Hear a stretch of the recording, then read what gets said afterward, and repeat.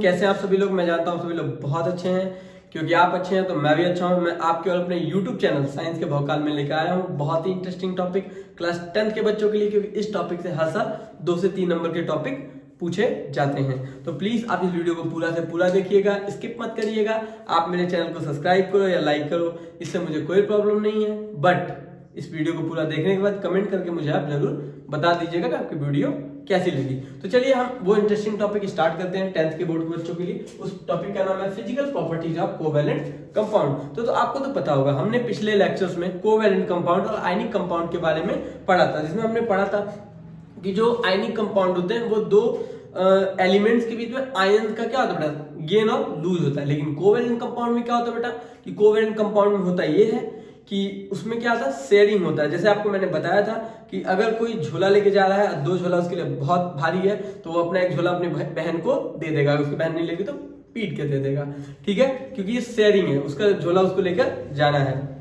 यानी आप अपने साथ दोस्तों के साथ मस्ती करते हैं तो उनसे भी आप शेयरिंग करते हैं। अगर आप उनके साथ मिठाई का, चॉकलेट का, बिस्कुट, कॉफी का शेयरिंग नहीं करें तो नेक्स्ट टाइम वो भी आपको देगा नहीं। तो इसीलिए शेयरिंग करना बहुत जरूरी है। उसी तरह कोवैलेंट कंपाउंड में एलिमेंट्स के बीच में इलेक्ट्रॉन की शेयरिंग होती है। यानी होता क्या है बेटा, मैंने आपको पिछली क्लास में बताया था कि अगर किसी के पास एक इलेक्ट्रॉन कम है और दोनों लोगों के पास एक एक इलेक्ट्रॉन कम है, तो आपस में एक दूसरे को एक एक इलेक्ट्रॉन देके शेयरिंग करके अपनी ऑर्बिट को कंप्लीट कर लेते हैं। तो चलिए हम इसकी physical properties of covalent compound की पढ़ते हैं। तो देखिए इसकी जो फिजिकल प्रॉपर्टी है, पहला पॉइंट है जो कोवैलेंट कंपाउंड होते हैं बेटा, आपको पीछे दिख रहा होगा कि जो कोवैलेंट कंपाउंड होते हैं इनका जो मेल्टिंग पॉइंट है और इनका जो बॉइलिंग पॉइंट, दोनों ही पॉइंट जो होता है बेटा वो क्या होता है बेटा, लूज होता है। क्या होता है बेटा, इनका मेल्टिंग पॉइंट और इनका बॉइलिंग पॉइंट ये दोनों ही बेटा क्या होता है, लूज होता है। साथ ही साथ सॉरी कह सकते हैं कि तो हम पढ़ते हैं बेटा कोवैलेंट कंपाउंड होते हैं, इनका मेल्टिंग पॉइंट क्या होता है, लो होता है, और इनका बॉइलिंग पॉइंट बेटा लो होता है। यानी इनका मेल्टिंग और बॉइलिंग पॉइंट दोनों ही लो होता है। साथ ही साथ इनके बीच में जो इंटरमॉलिक्यूलर फोर्स लगता है बेटा वो वीक होता है। इनके बीच का जो देखिए यहाँ से देख लेते हैं बच्चों, मेल्टिंग पॉइंट बेटा वो लो है, इनका मेल्टिंग पॉइंट भी लो होता है बेटा और इनका बॉइलिंग पॉइंट भी लो होता है, बट इनका इंटरमॉलिक्यूलर फोर्स जो बेटा वो वीक होता है। क्या होता है बच्चों, वीक। जैसे कि इसको दूध बादाम मिला ही ना हो तो कमजोर हो गया है, ठीक है। जैसे आप सबको कमजोरी आ जाता है कि नहीं, आजकल के ठंड में बहुत लोग को कमजोरी आ जा रहा है, समझ रहे हैं ना। चलिए देखिए, तो उसी तरह ये वीक। अब आप सोचेंगे सर इंटरमॉलिक्यूलर फोर्स क्या होता है, तो जान लीजिए दो मॉलिक्यूल्स के बीच में इनको जोड़ने के लिए जो लगने वाला फोर्स जो लगता है बेटा, उसी फोर्स को बेटा हम कहते हैं इंटरमॉलिक्यूलर फोर्स।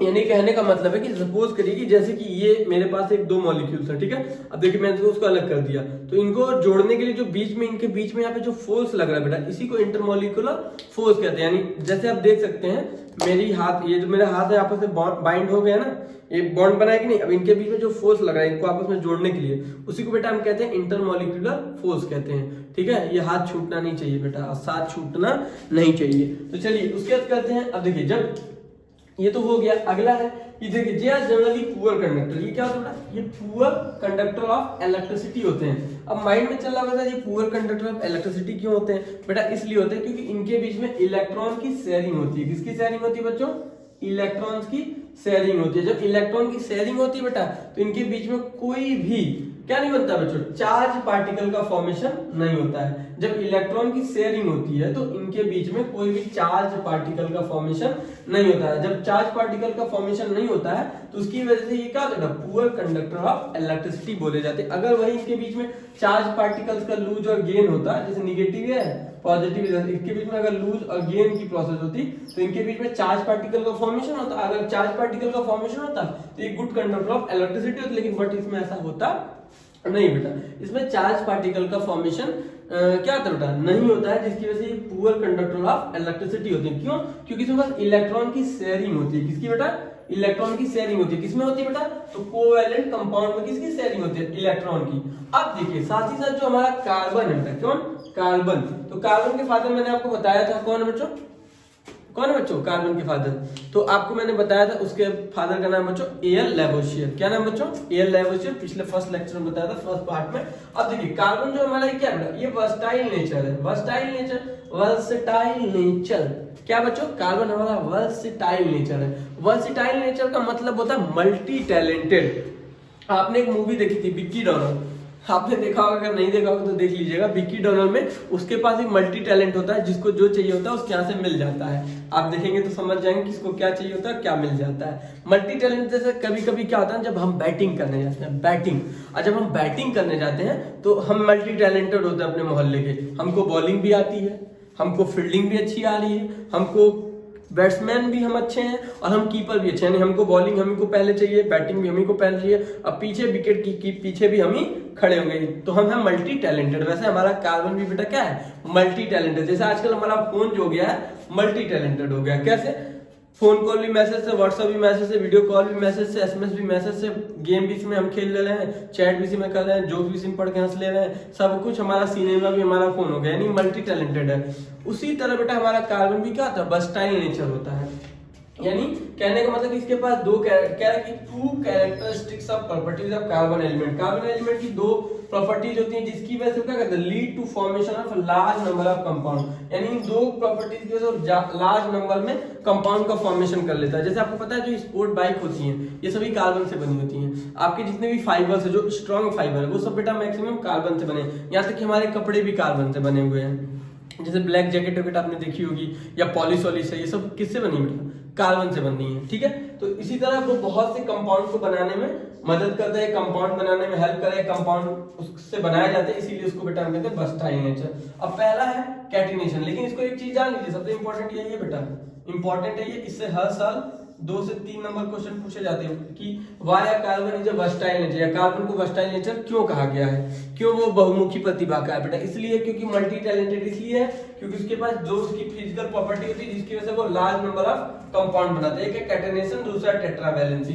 तो कैटेनेशन क्या होता है कि जो कार्बन होता है बेटा, ये कार्बन दूसरे कार्बन के साथ लिंक करता है। ये एक कार्बन है और ये दूसरा कार्बन, तो ये दूसरे कार्बन के साथ लिंक करता है। इसका मतलब कि बेटा क्या है, ये कोवैलेंट बॉन्ड बना रहा है। यानी कोई भी एलिमेंट सेम दूसरे एलिमेंट के साथ ही अगर लिंक कर रहा हो तो उसको बेटा हम क्या कहते हैं, कोवैलेंट बॉन्ड कहते हैं। ठीक है, अब फिर वो क्या क्या बनाता है, कोवैलेंट बॉन्ड है तो बेटा क्या बनाता है, लॉन्ग चेन बनाता है। लॉन्ग चेन कैसे बनाएगा तो देख लीजिए, carbon single bond, carbon single bond, carbon single, कितना भी कार्बन है, पूरा धड़ाक कार्बन है तो उसके साथ single bond single bond single bond बना लेगा। और इस बेटा इसको हम कहते हैं लॉन्ग चेन कहेंगे। क्या कहेंगे, लॉन्ग चेन कहेंगे।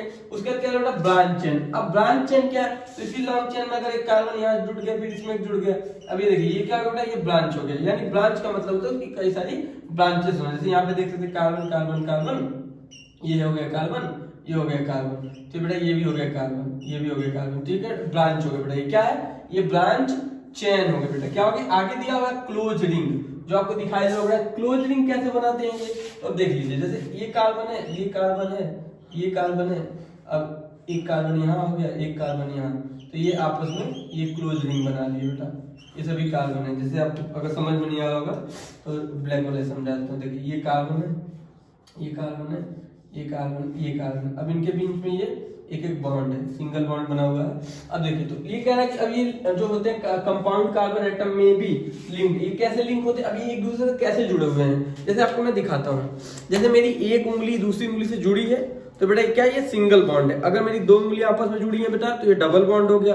अगर मेरी 3 उंगली आपस में जुड़ी है तो ट्रिपल बॉन्ड हो गया। यानी कहने का मतलब वैसे ही हमारे इसमें होता है कि सिंगल बॉन्ड होता है, कैसे लिंक होता है, सिंगल बॉन्ड से लिंक होते हैं, डबल बॉन्ड होता है, ट्रिपल बॉन्ड। यानी इसमें एक इलेक्ट्रॉन की शेयरिंग है। अगर एक इलेक्ट्रॉन शेयर हो रहा है तो सिंगल बॉन्ड बनेगा, अगर बेटा 2 इलेक्ट्रॉन शेयर हो रहा है तो डबल बॉन्ड बनेगा, 3 इलेक्ट्रॉन शेयर हो रहा है तो ट्रिपल बॉन्ड बनेगा। That's clear. अब आते हैं टेट्रावैलेंसी। टेट्रावैलेंसी का मतलब क्या होता है आपके माइंड में चलो, क्योंकि हम सभी जानते हैं टेट्रावैलेंसी क्या बेटा, कार्बन के पास 4 इलेक्ट्रॉन एक्स्ट्रा है या 4 इलेक्ट्रॉन कम है, तो 4 इलेक्ट्रॉन एक्स्ट्रा है, इसीलिए बेटा उसे हम टेट्रावैलेंसी कहते हैं। यानी यहाँ पे लिखा हुआ कि carbon has 4 valence electron, in carbon के पास 4 वैलेंस इलेक्ट्रॉन है। तो carbon can bond with 4 carbon atom, वो 4 कार्बन एटम के साथ बॉन्ड बनाएगा जिसमें मोनोवैलेंट बना सकता है। और किसके साथ मोनोवैलेंट एटम है, उस डाइवैलेंट बना लेगा, ट्राई और टेट्रावैलेंट भी बना लेगा। वो ऑक्सीजन के साथ बना सकता है, नाइट्रोजन के साथ बनाएगा बेटा, और सल्फर के साथ बनाएगा। चलिए अब अगला टॉपिक हम पढ़ेंगे सैचुरेटेड और अनसैचुरेटेड हाइड्रोकार्बन। ये भी बहुत इंपॉर्टेंट है।